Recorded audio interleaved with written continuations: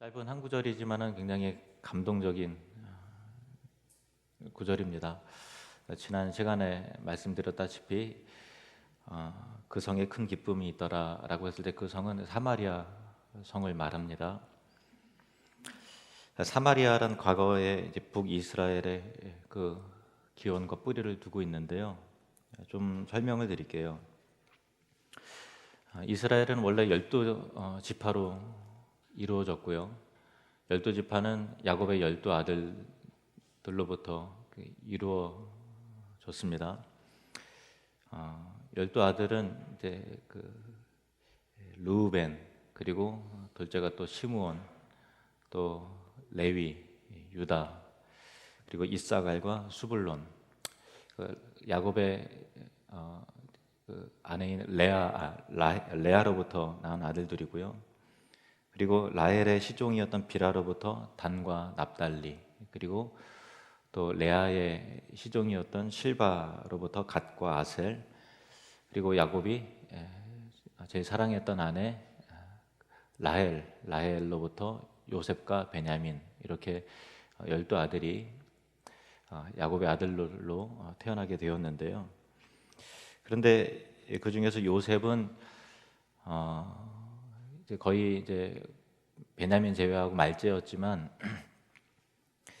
원래 야곱이 결혼하려고 마음에 품었던 사람이 라헬이었잖아요. 그러니까 그 라헬의 첫째 아들인 그 요셉에게 그 장자의 권한을 야곱이 주죠. 그래서 요셉은 다른 아들들에 비해서 기업을 2배로 받게 돼요. 그래서 각각의 아들들은 각각의 한 지파로 형성이 되는데 요셉은 2지파, 요셉의 2아들이 있는데 에브라임과 문하세의 에브라임인데 에브라임 지파와 문하세 지파가 사실 요셉 지파죠. 2지파로 형성이 됩니다. 에브라임은 동생인데 또 장자의 대접을 받아서 이스라엘의 그 장자 지파 하면 에브라임 지파를 말하는 거예요. 그 장자의 대접을 받게 됩니다. 그런데 우리 얼른 이제 이런 궁금증이 들 거예요. 왜냐하면 원래 12아들인데 요셉이 2지파가 형성이 되면 에브라임 지파, 문하세로 지파하게 되면 12지파가 아니라 산술적으로 13지파가 아닌가 그런 생각 들지 않습니까? 그런데 그 중에서 이제 셋째인 레위는 땅을 기업으로 받지 못하고 제사장 지파로서 각 지파로 흩어지게 돼요. 그래서 레위 지파가 엄연히 존재하지만 12지파로 계수할 때 레위 지파는 치지 않는 거예요. 이해가 되셨죠? 그래서 이제 레위 지파가 빠지고 요셉 지파가 에브라임 지파, 문하세 지파를 형성하게 돼서 12지파로 이루어지는데 그 12지파 중에서 장자 지파는 에브라임 지파다, 그 얘기입니다. 그래서 이 장자 지파는 에브라임 지파인데 그 모세 후계자인 여호수아가 에브라임 지파 사람이고요. 그리고 하나님의 사람 사무엘 선지자도 에브라임 지파 사람이에요. 에브라임 지파에도 정말 위대한 또 훌륭한 사람들이 많이 나옵니다. 사사 시대는 이스라엘은 부족 국가와 같아서 평상시에는 각 지파별로 이제 독립적인 삶을 사는 거죠. 그러다가 전쟁과 같은 그 위급한 때에는 연합을 해서 같이 전쟁을 치르고 하는 그런 형태였어요. 그러다가 이스라엘 백성들이 우리도 다른 나라와 같이 왕이 있었으면 좋겠다 해서 왕을 요구를 했고 하나님께서 하는 수 없이 허락을 하셨어요. 그래서 초대 왕인 사울 왕이 세워져서 이스라엘은 그때부터 이제 그 단일 국가로서 통일왕국 시대가 열려지게 된 거예요. 사울 왕은 베냐민 지파 사람입니다. 그런데 하나님께 계속해서 반복적으로 거역하고 불순종해서 폐위가 되고 새롭게 왕이 된 사람은 여러분 잘 아시는 다윗입니다. 다윗은 유다 지파 사람입니다. 이 다윗의 시대가 열려지면서 그 이스라엘은 그 무게 중심이 에브라임 지파에서 유다 지파로 그 중심추가 옮겨지게 되는 거예요. 그때부터. 다윗 다음에는 다윗 아들 솔로몬이 왕이 되었고요. 솔로몬 다음에는 솔로몬의 아들인 르호보암이 왕이 되었는데 교만이 행하다가 나라가 두 쪽으로 갈라지게 되죠. 르호보암 왕 때. 그래서 남쪽에는 남북으로 갈라지게 되는데 남쪽에는 유다 지파와 베냐민 지파로 형성이 되고 그것을 남왕국 또 남유다 유다라고 부르고요. 북쪽은 두 지파를 제외한 나머지 10지파가 형성이 돼요. 그래서 10지파로 새롭게 이루어진 북왕국을 일컬어서 그대로 이스라엘이라고 하는 거예요. 우리는 이제 북이스라엘 하는데 성경에 갈라지고 나서 이스라엘을 말할 때는 북왕국을 말하는 것이 통일왕국을 의미하는 게 아니에요. 그래서 북쪽에 이스라엘 그리고 남쪽에 유다 이렇게 두 개의 나라로 분열되는 역사가 BC 931년에 이루어지게 됩니다. 북이스라엘의 첫 임금이었던 여로보암은 자기의 그 이스라엘 사람들이 북이스라엘 사람들이 유다에 있는 예루살렘의 그 성전을 흠모하여 언젠간 나를 다시 배신하고 또 유다로 돌아가지 않을까 염려가 되었어요. 예루살렘에 성전이 있었기 때문에. 그래서 너희가 거기까지 가서 예배할 필요가 없다. 그래서 단과 베델에 금송아지 우상을 세우고 이게 너희의 신이니 너희가 이곳에서 예배해라.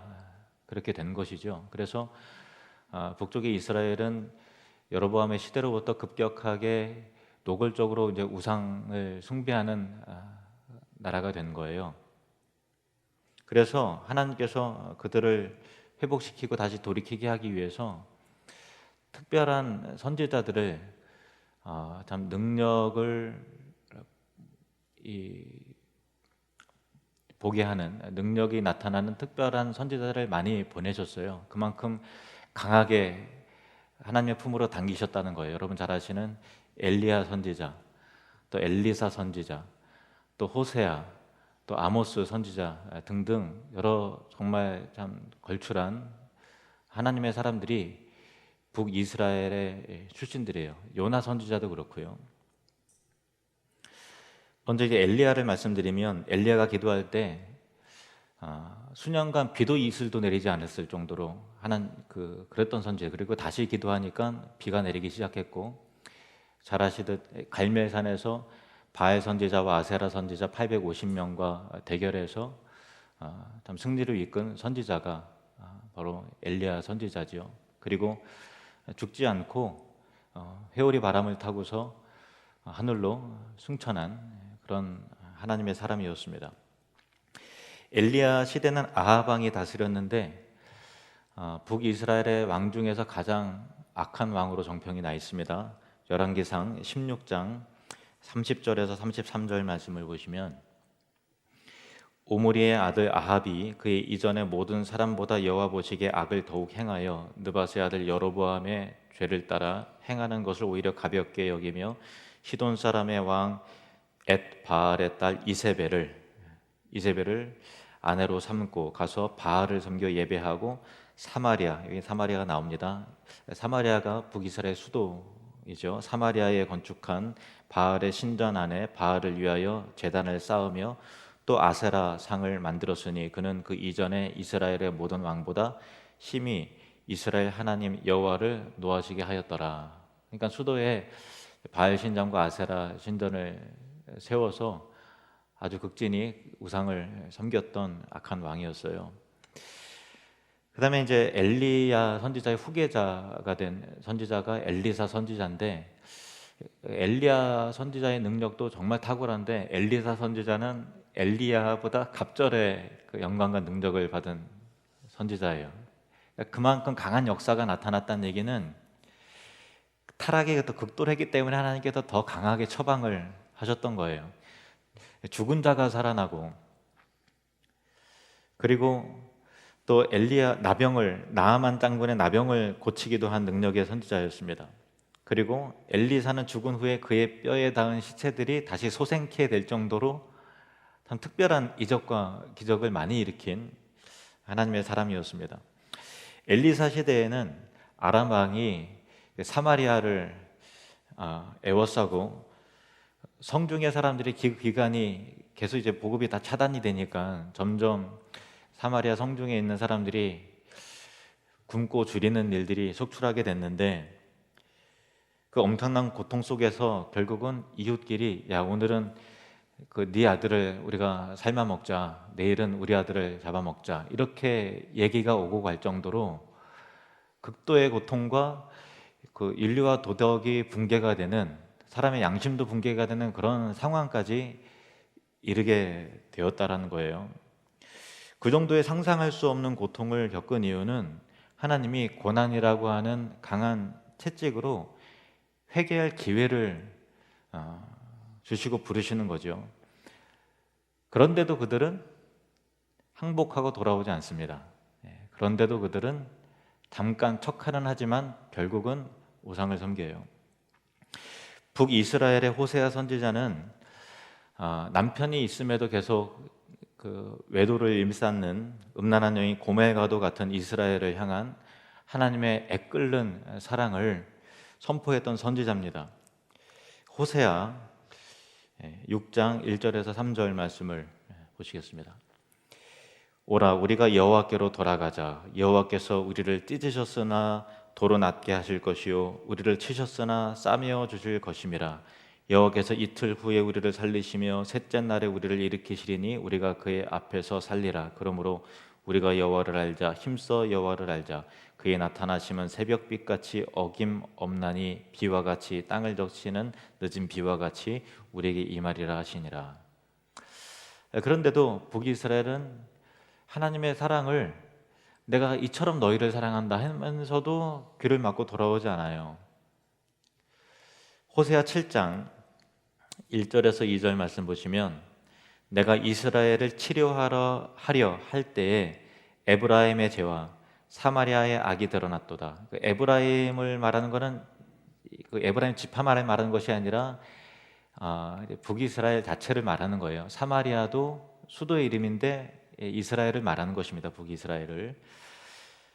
그들은 거짓을 행하며 안으로 들어가 도둑질하고 밖으로 떼지어 노략질하며 내가 모든 악을 기억하였음을 그들이 마음에 생각하지 아니하거니와 이제 그들의 행위가 그들을 애워싸고 내 얼굴 앞에 있도다. 하나님이 그들의 악을 보면서 탄식하는 내용이에요. 급기야 하나님은 이스라엘 곧 사마리아를 향해 전쟁으로 인해 철저하게 그들이 멸망하고 황폐하게 될 것이라 하는 그 심판을 경고하셨습니다. 호세아 13장 16절, 참 무서운 경고입니다. 사마리아가 그들의 하나님을 배반하였으므로 형벌을 당하여 칼에 엎드러질 것이요 그 어린아이는 부서뜨려지며 아이벤 여인은 배가 갈라지리라. 전쟁의 때에 이와 같은 일들이 일어날 것이다, 그거예요. 근데 하나님은 또 포기하지 않고 그 당시에 또 아모스 선지자와 미가 선지자를 계속해서 보내어 그들을 불렀으나 그들은 끝내 하나님께 돌아오지 않았고요. 그들은 BC 722년에 아수르 제국에 의해서 철저하게 멸망당했어요. 아이가 부서뜨려지고 아이벤 여인의 배가 갈라지는 그런 일들이 실제로 일어나게 된 것입니다. 그리고 아수르는 북이스라엘 사람들을 아수르 이방인과 강제 혼인을 시킴으로써 피를 섞어버렸어요. 그래서 북이스라엘 사람들은 물론 이제 그 이스라엘 사람 후에는 이방인도 아니고 이스라엘 사람도 아니고 좀 이렇게 애매한 그 사람들이 된 것입니다.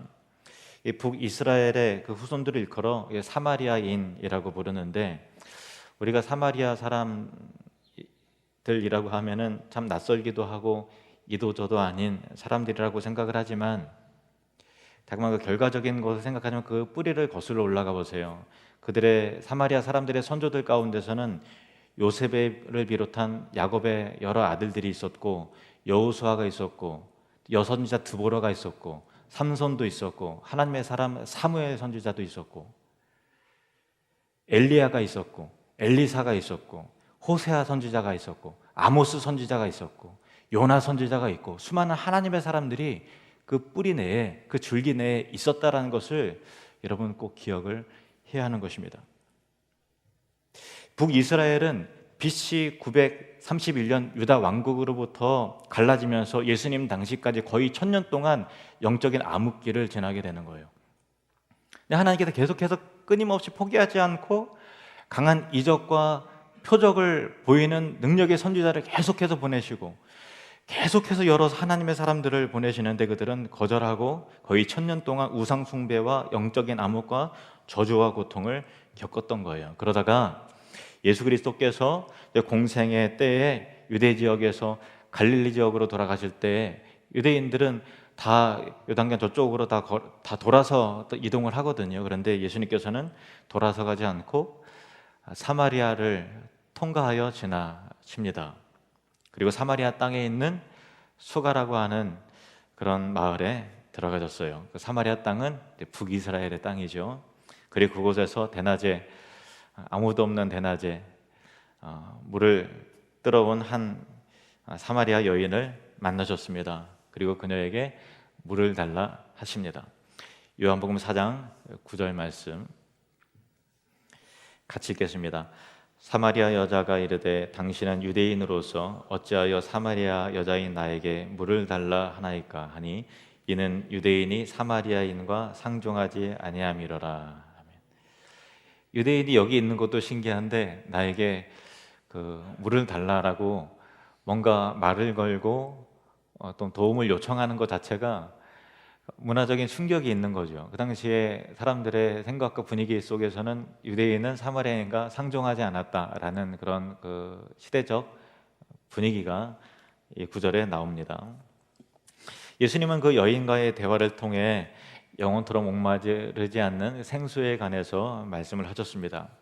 그 여인은 예수님과 대화하면서 야, 틀림없이 대단한 선지자구나 생각하면서 평소에 궁금했던 그 신학적 주제에 대해서 질문을 했습니다. 요한복음 4장 19절 20절 말씀을 보시면 여자가 이르되 주여 내가 보니 선지자로소이다. 우리 조상들은 이 산에서 예배하였는데 당신들의 말은 예배할 곳이 예루살렘에 있다 하더이다. 이 여인이 말하는 그 사마리아 사람들이, 북이스라엘 사람들이 예배하는 산이라는 것은 이 그리심산을 말하는 거예요. 그 그리심산은 세겜 땅에 있었는데 역사를 거슬러 올라가 보면은 메소포타미아에 있던 아브라함이 가나안 땅에 들어와서 제일 처음에 머물렀던 것이 세겜이었습니다. 그리고 야곱이 형을 피해서 바단 아람으로 하란 땅으로 갔다가 다시 돌아와서 제일 처음에 정착했던 땅이 바로 세겜 땅이었어요.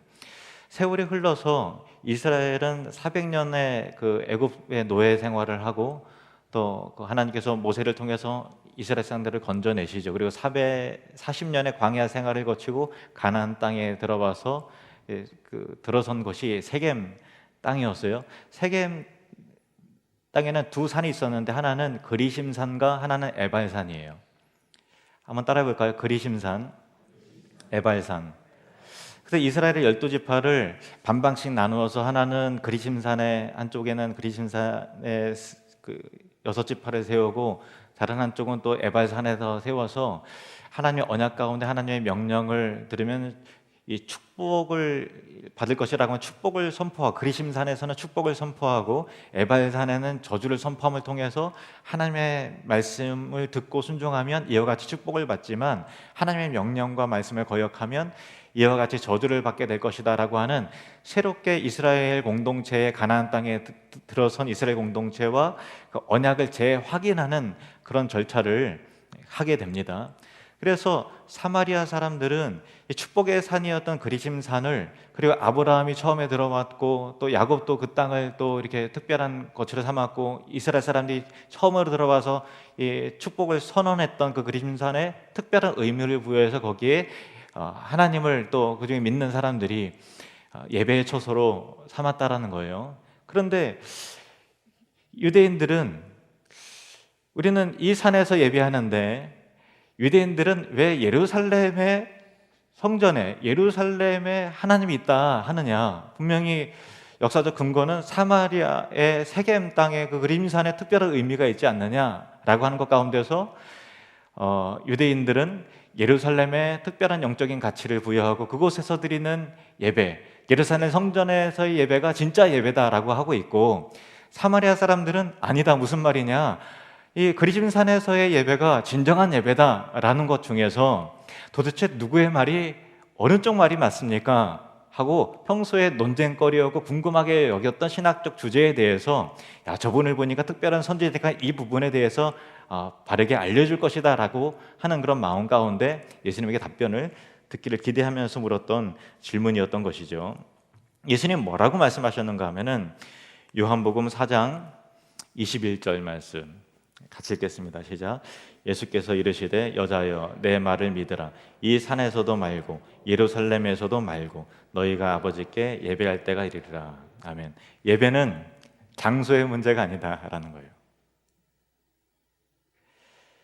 참다운 성전은 그리심산에 있는 것도 아니고 예루살렘에 있는 것도 아니며 하나님은 건물과 특정한 장소에 한정되어 머물러 계시는 분이 아니시라는 거예요. 그런데 당시 유대인들은 예루살렘 성전의 예배만이 하나님이 받으시는 참다운 예배다, 다른 거는 다 가짜다라고 생각했다는, 반대로 사마리아인은 그리심산의 예배가 진정한 예배라고 생각을 했다는 거예요. 유대인들과 사마리아인 모두 그 당시의 사람들은 하나님을 예배하는 올바른 방식은 특정한 지리적 위치와 특정한 장소에 달려있다고 굳게 그렇게 믿고 있었다는 거예요. 이것은 요즘 사도행전의 메시지와 그 스데반 집사의 설교의 메시지와 그 흐름을 같이 하고 있는 거죠. 스데반이 죽었던 것은 유대인들이 생각하는 이 성전의 개념과 충돌되는, 그들이 생각하기에는 예루살렘 성전을 모독하는 설교를 했기 때문입니다. 그러나 예수님께서는 그러한 지리적 장소가 아니라 새로운 예배의 영역에 대해서 말씀을 하시는 거예요. 눈에 보이는 지리적인 어떤 사람들이 중요하게 생각하는 그것이 예배의 본질이 아니라는 것입니다. 새로운 예배의 영역은 무엇일까요? 요한복음 4장 23절 말씀을 보시겠습니다. 시작. 아버지께 참되게 예배하는 자들은 영과 진리로 예배할 때가 오나니 곧 이때라. 아버지께서는 자기에게 이렇게 예배하는 자들을 찾으시니라. 하나님이 어떻게 예배하는 자들을 찾으시는가 하면은 어디 있든지 참되게 영과 진리로 예배하는 자들을 찾으신다라는 거예요. 그것이 진정한 예배라는 것입니다. 어디 있든지 성령 안에서 예배하고 진리의 말씀 안에서 예배하는 사람들을 찾으신다는 거예요. 특정한 건물과 지리적인 위치가 있으면 어떠한 것과 상관없이 그냥 예배가 되고, 그 위치에 있지 않으면 예배가 아닌 것이 아니라 어떤 위치에 있어야 되냐, 성령 안에서, 말씀 안에서, 진리 안에서 예배하는 자들을 하나님이 찾으신다. 그때가 오게 될 것이다 라는 것입니다. 예수님은 이 사마리아 여인과 대화하신 후에 2, 3년 후에 어린 양처럼 십자가에 못 박혀 죽으셨습니다. 그리고 사흘 만에 부활하셨죠. 그리고 부활하신 후 40일간 그들과 함께 계시다가 승천하시기 전에 제자들에게 이렇게 말씀하셨습니다. 사도행전 1장 8절 말씀. 오직 성령이 너희에게 임하시면 너희가 권능을 받고 예루살렘과 온 유대와 사마리아와 땅끝까지 이르러 내 증인이 되리라 하시니라. 여기서 우리는 예루살렘도 알아요, 온 유대도 알아요, 그리고 건너뛰고 땅끝까지 넘어가려고 해요. 그런데 우리는 사마리아의 중요성을 쉽게 지나쳐버려요. 그냥 우리도 이도 저도 아닌 사람들 아닌가 라는 그런 의식이 있는 거죠. 그런데 하나님에게는, 예수님에게는 이 사마리아가, 이 아픈 손가락이 너무 중요한 거예요. 너무 중요한 거예요. 이게 이 의미예요. 너희는 오직 성령이 너희에게 임하시면 너희가 권능을 받고 예루살렘과 온 유대와 북이스라엘과 땅끝까지 이르러 내 증인이 되리라. 다른 표현으로는 예루살렘과 온 유대와 잃어버린 에브라임과 땅끝까지 이르러 내 증인이 되리라. 또 길게 말씀을 드리면 예루살렘과 온 유대뿐만 아니라 루벤과 시므온과 이사갈과 스불론과 단과 납달리와 갓과 아셀과 에브라임과 므낫세를 이제는 회복시키실 것이다 라는 그런 메시지라는 것입니다. 비록 그들이 혈통이 섞여버려서 혼합족속이 되어버렸지만, 정말 정체성이 모호한 자들이 되었지만 절대로 그들을 포기하지 않겠다라는 하나님의 열심이었던 것입니다. 오순절 성령 강림 이후에 지상의 교회가 드디어 세워지게 되었고, 지금까지 예루살렘에 있었던 초대교회의 스토리를 사도행전 7장까지 그 이야기를 지금까지 몇 개월에 걸쳐서 나누었습니다. 사도행전의 저자 누가는 8장에 들어서서 한 단어를 반복적으로 사용함으로써 우리에게 그 특별한 때와 특별한 의미를 우리에게 전달을 합니다. 그 단어는 큰이라는 단어입니다.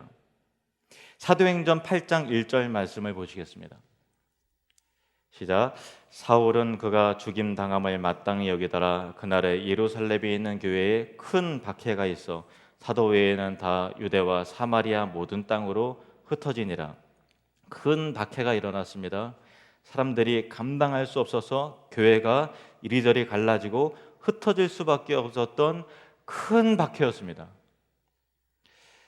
사도행전 8장 2절 말씀, 그 크다라는 단어가 또 한 번 반복됩니다. 경건한 사람들이 스데반을 장사하고 위하여 크게 울더라. 그들에게 큰 슬픔이 임했습니다. 동료 스데반을 잃은 것이었습니다. 당시 유다의 문화 속에서는 신성 모독죄로 종교 재판을 받아서 돌 맞아 죽은 사람을 향해 절대로 애통히 여기거나 슬픔을 표현해서는 안 되는 것이 사회의 정서였습니다. 그러나 도저히 억누를 수 없는 큰 아픔과 슬픔이 교회 안에, 성도들 안에, 경건한 자들 안에 임했다라는 것입니다.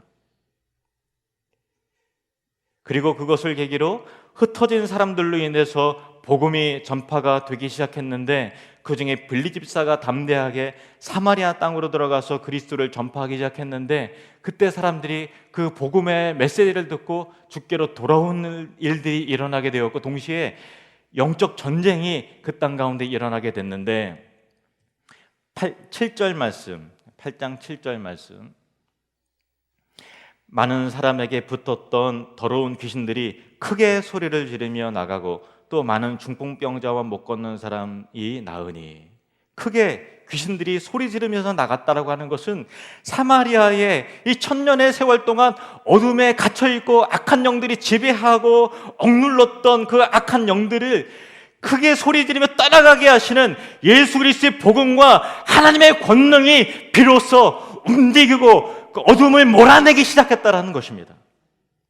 그리고 드디어 사도행전 8장 8절에 이르러 너무나 감격적인, 너무나 엄청난 구절이 등장하게 되는 것입니다. 8절 말씀 같이 읽겠습니다. 시작. 그 성에 큰 기쁨이 있더라. 아멘.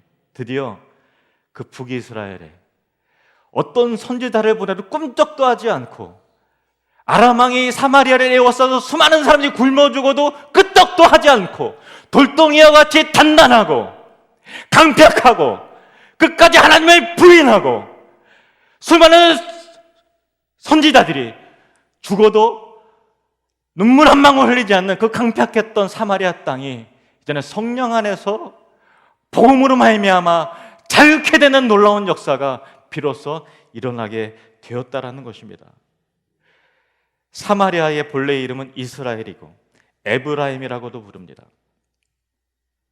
엘리야가 비를 오게 해도, 엘리사가 죽은 사람을 일으켜도, 심지어 아람 군대가 에워싸도 꿈쩍도 않았던 그 돌덩어리가 드디어 변화되기 시작하는 것.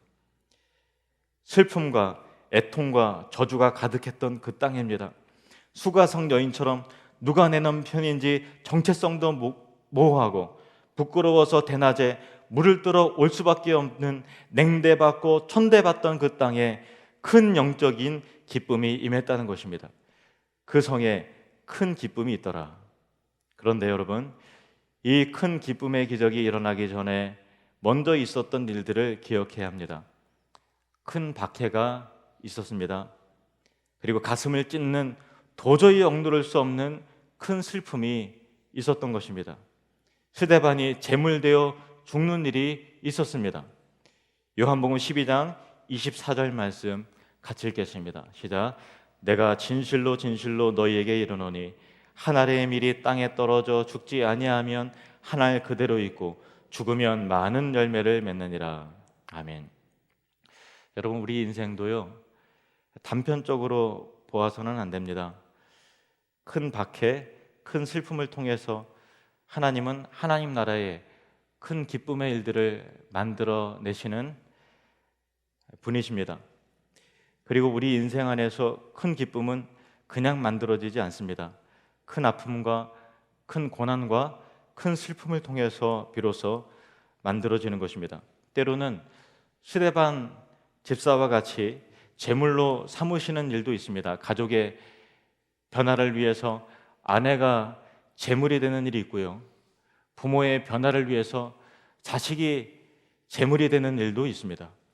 교회의 변화를 위해서 한 성도가, 신실한 성도가 제물이 되는 일이 있고, 한 민족을 변화시키기 위해서 순교자의 피가 그 땅에 흘려져야 하는 일이 있는 것입니다.